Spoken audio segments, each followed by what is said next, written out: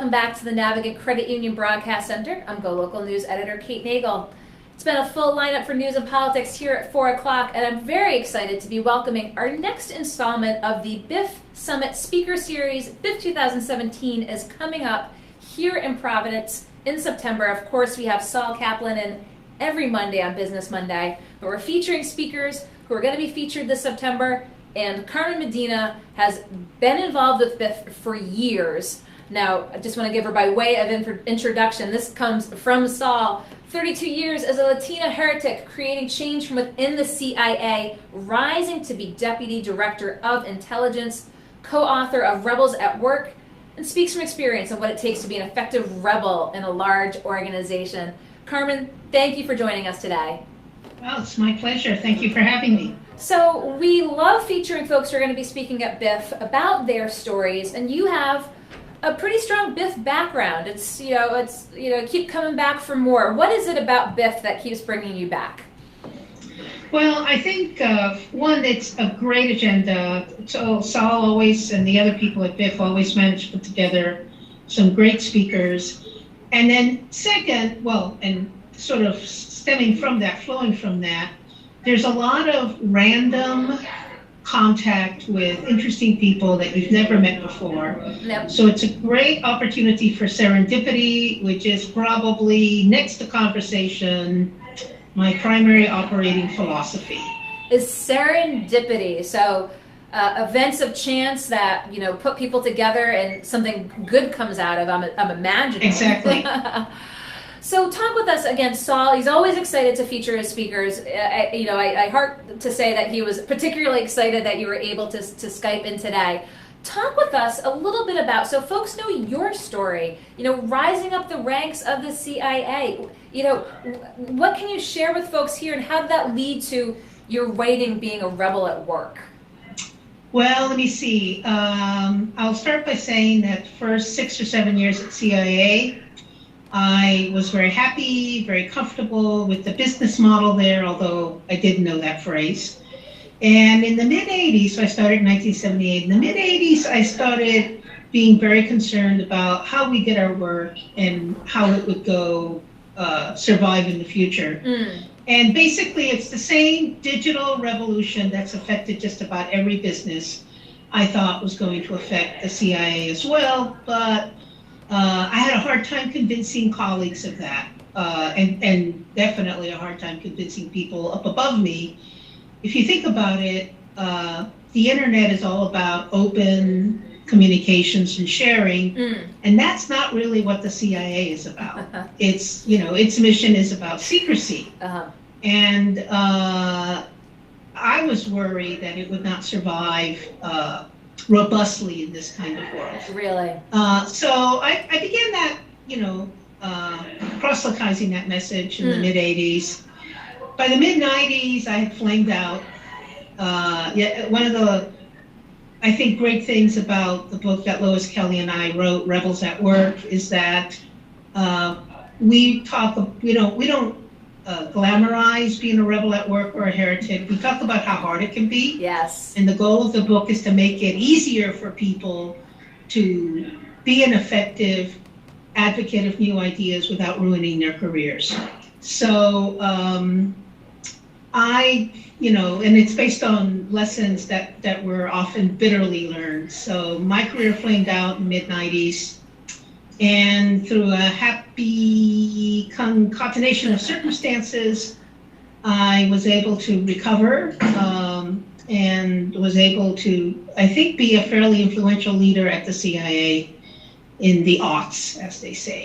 And I will tell you that BIF is the first BIF I attended, which was 2010, is the only reason the book Rebels at Work exists. Wow. Because Lois Kelly heard me speak and came up to me and uttered the great words, "Why doesn't anybody help the rebels at work?" And that's how we began to develop the idea for the book. And that sparked, as you said, the serendipitous meeting at BIF was able to spark this and move it forward. So, you talk about the sort of rise and fall and rise. I mean, most folks know that, there's not a straight trajectory to the top, if you will. What do you credit your ultimate success too. And I have to read the quote that Saul Kaplan had shared, because he said, one of my favorite all-time quotes is when Carmen said, optimism is the greatest form of rebellion. How important is optimism, as you're faced with certain levels of adversity in the workplace? Well, I think optimism is critical. And actually, I'm going to sort of build on that idea in my talks at BIF this year and talk about how hard it is.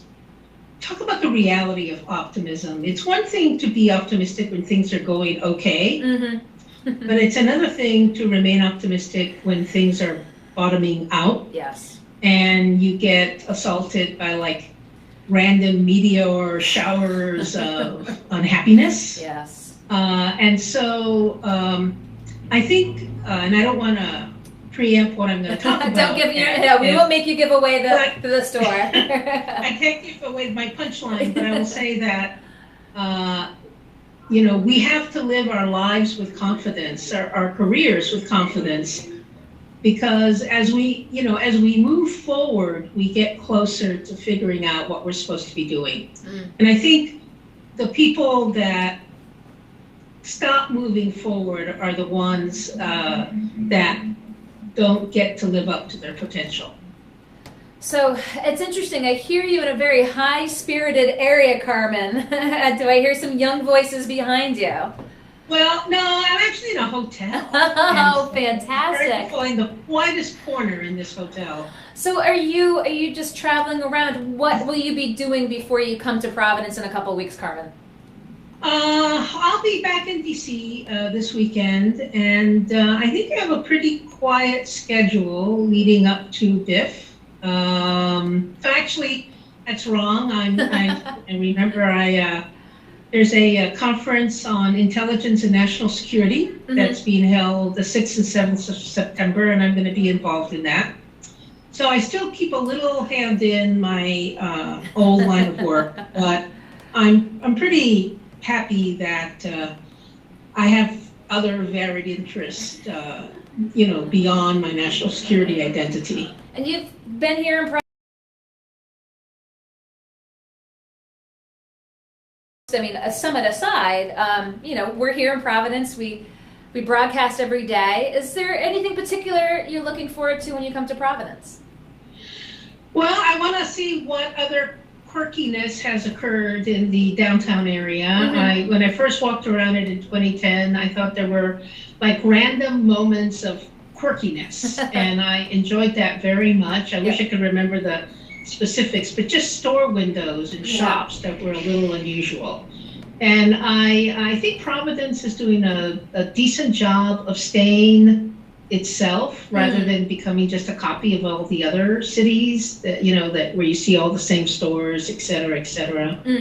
So I like local coffee shops and locally owned restaurants. All of that really appeals to me, and Providence has a lot of it. Well, you've got local media right here, as we are so excited to be partnering with Saul and with BIF, because he's really on the cutting edge of innovation. And the BIF Summit, which I've had the opportunity to attend myself, is you have to see it to experience it, and we're going to be there live streaming it. So for those folks, that's exciting. Yeah. So I mean, nothing beats again that immediate human interaction. But for folks who might not be able to make it there that day, we'll be able to watch as well.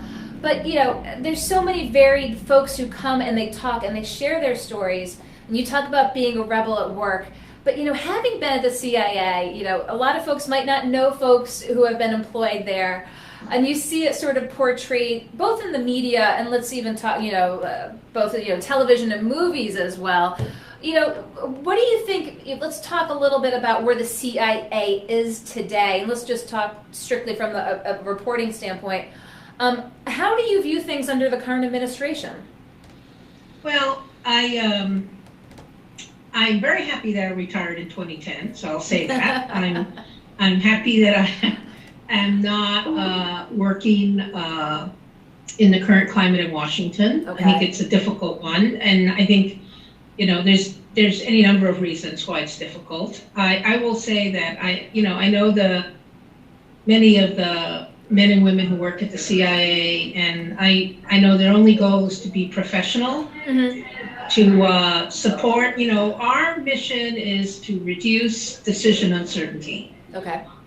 When our government has to make difficult decisions, it's our job to marshal together the best information so that they will have to deal with less uncertainty as they make that decision. And our job is to do it for any administration. And when I was a young analyst in 1981, we had the change from Carter to Bush, and I'm sorry, from Carter to Reagan. And I think that was sort of jarring, and that was jarring for me. So I think, the whole point is for the CIA not to be political. And unfortunately, it has become a bit more of a political issue than anybody would want it to be. That, I just, again, wanted to pick your brain on that front, again, with the changeover of administrations, wanted to hear it from someone who experienced it and, sort of filling us in with what we might have speculated. But, again, appreciate your, being able to Skype and give us a little preview. I wasn't going to put you on the spot and tell us exactly what you're going to be talking about at BIF, but we look forward to seeing you there talking about being a rebel at work and, as you said, the role of optimism here in 2017. I look forward to seeing, because you gave just enough of a preview that I want to see what you're going to have to say as we all face kind of uncertainties and challenges. Carmen, we'll see you when you're here at BIF. Wish you well on the road in the meantime. Take care. Okay. Thanks for the conversation. Carmen Medina, Bye-bye. Thank you for Skyping in. Thank you.